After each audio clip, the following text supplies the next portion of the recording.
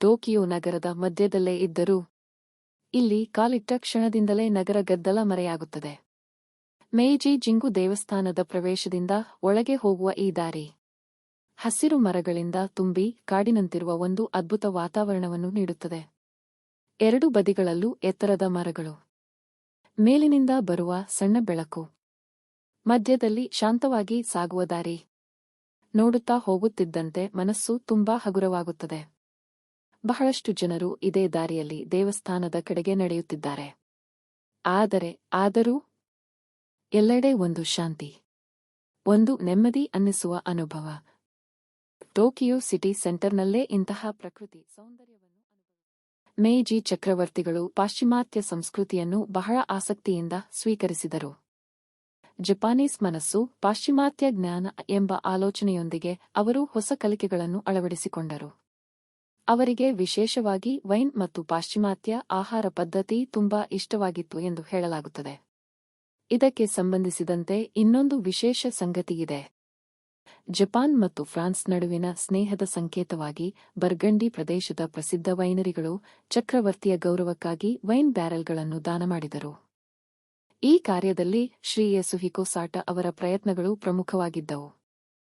ಇಂದು ನಾನು ಟೋಕಿಯೋದಲ್ಲಿರುವ ಮೇಯಿಜಿ ಜಿಂಗು ದೇವಸ್ಥಾನದಲ್ಲಿ ಈ ವೈನ್ ಬ್ಯಾರೆಲ್ಗಳನ್ನು ನೋಡಲು ಬಂದಿದ್ದೇನೆ. ಇವು ಕೇವಲ ಬ್ಯಾರೆಲ್ಗಳು ಅಲ್ಲ, ಜಪಾನ್ ಮತ್ತು ಫ್ರಾನ್ಸ್ ನಡುವಿನ ಸ್ನೇಹದ ಒಂದು ಸುಂದರ ಸಂಕೇತ. ಮೇಯಿಜಿ ಜಿಂಗು ದೇವಾಲಯವು ಟೋಕಿಯೋದ ಹೊಸ ವರ್ಷದ ಭೇಟಿಗಳಿಗೆ ಪ್ರಮುಖ ಸ್ಥಳಗಳಲ್ಲಿ ಒಂದಾಗಿದೆ. ಇದು ಪ್ರತಿ ವರ್ಷ ಹೊಸ ವರ್ಷದ ಋತುವಿನಲ್ಲಿ ದೇಶಾದ್ಯಂತದ ಆರಾಧಕರನ್ನು ಆಕರ್ಷಿಸುತ್ತದೆ. ಯಮಾನೊತೆ ಲೈನ್ನಲ್ಲಿ ಹರಾಜುಕು ನಿಲ್ದಾಣದ ಪಕ್ಕದಲ್ಲಿ ಇದರ ಅನುಕೂಲಕರ ಸ್ಥಳವು ಪ್ರಮುಖ ಆಕರ್ಷಣೆಯಾಗಿದೆ. ಟೋಕಿಯೋದಲ್ಲಿನ ಅತ್ಯಂತ ಹಳೆಯ ದೇವಾಲಯವಾದ ಸೆನ್ಸೊಹಜಿ ದೇವಾಲಯಕ್ಕಿಂತ ಭಿನ್ನವಾಗಿ ಮೇಯಿಜಿ ಜಿಂಗು ದೇವಾಲಯವು ಅದರ ಹೆಸರೇ ಸೂಚಿಸುವಂತೆ ತುಲನಾತ್ಮಕವಾಗಿ ಇತ್ತೀಚಿನ ಇತಿಹಾಸವನ್ನು ಹೊಂದಿದೆ. ಇದನ್ನು ನವೆಂಬರ್ 1, 1920 ರಂದು ಚಕ್ರವರ್ತಿ ಮೇಯಿಜಿಗೆ ಸಮರ್ಪಿತವಾದ ದೇವಾಲಯವಾಗಿ ಸ್ಥಾಪಿಸಲಾಯಿತು. ಜೆಆರ್ ಯೋಯೋಗಿ ನಿಲ್ದಾಣದ ದಕ್ಷಿಣ ಭಾಗದಿಂದ ಮುಂದಿನ ನಿಲ್ದಾಣವಾದ ಹರಾಜುಕು ನಿಲ್ದಾಣದವರೆಗೆ ವಿಶಾಲವಾದ ಪ್ರದೇಶವನ್ನು ವ್ಯಾಪಿಸಿರುವ ಇದು ಜಪಾನ್ನಾದ್ಯಂತ ದಾನ ಮಾಡಿದ 100,000ಕ್ಕೂ ಹೆಚ್ಚು ಮರಗಳಿಂದ ರಚಿಸಲಾದ ಕೃತಕ ಕಾಡಿನಿಂದ ಆವೃತವಾಗಿದೆ.